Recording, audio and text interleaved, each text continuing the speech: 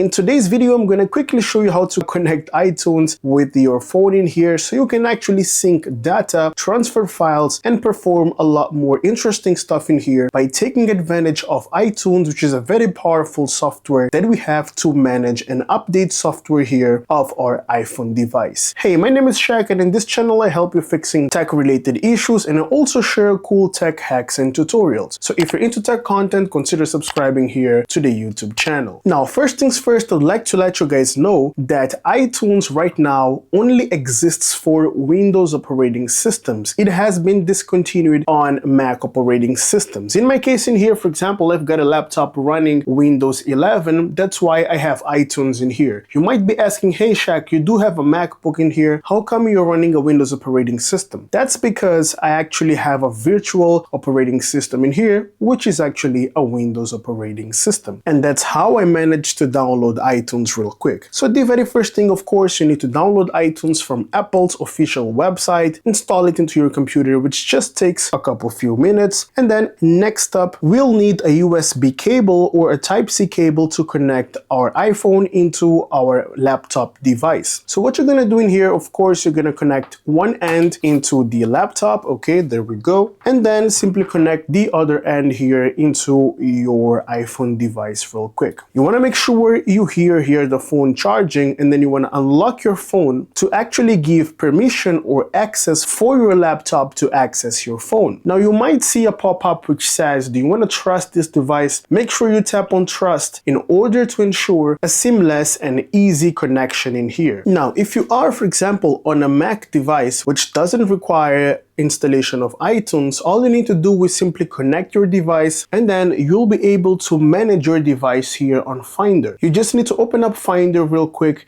and then once you tap here on iPhone, you'll be able to see all details related to your device here within Finder itself. This is how you actually access all the settings that you would be accessing on iTunes but on a Mac device. Now, if you're running a Windows operating system, as I've said, you just need to connect it and launch iTunes, and you'll be able to see a square over here with the icon of your phone. You just need to tap once on it in order to access all the settings on your phone. Now, if your phone simply doesn't show up once you connect it, double check your power cord first or your USB cable. You want to inspect the cable to see if you don't have any part of the cable damaged or anything like that, or a wire coming out or something like that. If you do have a faulty cable, try connecting a different cable and see if the issue gets sorted out. Now, if changing your cable doesn't fix the problem that we've got, you can move into the next step where you need to perform a quick restart on your laptop and a forced restart here on your iPhone device. On your laptop, it's quite easy. You just need to restart it normally. But on your iPhone in here, if you have an iPhone 8 or later models, in order to perform a forced restart, you just need to rapidly tap on volume up and then volume down, and then press and hold the power button until you see the Apple logo on your screen. This is how it goes. 1, 2,